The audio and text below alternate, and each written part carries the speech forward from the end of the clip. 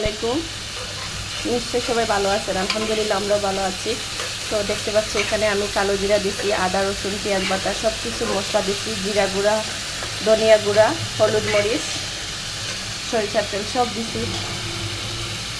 এই যে এখানে আমি রান্না করব হচ্ছে আলু বেগুনটাকে আমি প্রথমে তেলের মধ্যে হলুদ মরিচ দিয়ে ভেজে নিছি, আর ডিম দিয়ে এটা রান্না করবো। এখন মশলাটা কষাই নিছি, এখন বেগুনটা দিয়ে দিলাম।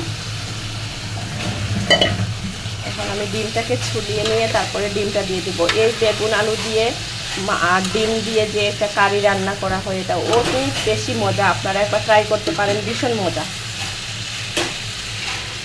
খুবই টেস্টি খাবার। মানে মাঝে মাঝে ডিফারেন্ট কিছু খাইতে ইচ্ছা করে, একগ্রামী খাবার খেতে খুবই ভালো লাগে না, খারাপ লাগে। তো এরকম রান্না আসলে ডিফারেন্ট, খুব ভালো লাগে, আপনারা ট্রাই করবেন। এই তো দেখো আমি ডিম দিয়ে দিছি, এই যে এভাবে হাফ পালি করে ডিম দিছি আমি। এখানে 4টা ডিম 8 পিস করে নিছি। এখানে একটা হাঁসের ডিমও দিছি।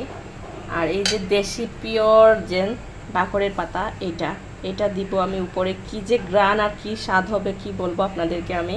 তো আপনারা ট্রাই করবেন একদম সেম আমার মতো করে। প্রথমে বেগুন আলুকে বেজে নেবেন, তারপরে আপনারা মানে কালো জিরা দিবেন। এটাতে কালো জিরা বেশি যায়, জিরার গুঁড়া, ধনিয়া গুঁড়া আর হলুদ মরিচ আর সরিষার তেল, আর বাকি তো পেঁয়াজ রসুন আদা বাটা এগুলো তো সবই দিবেন।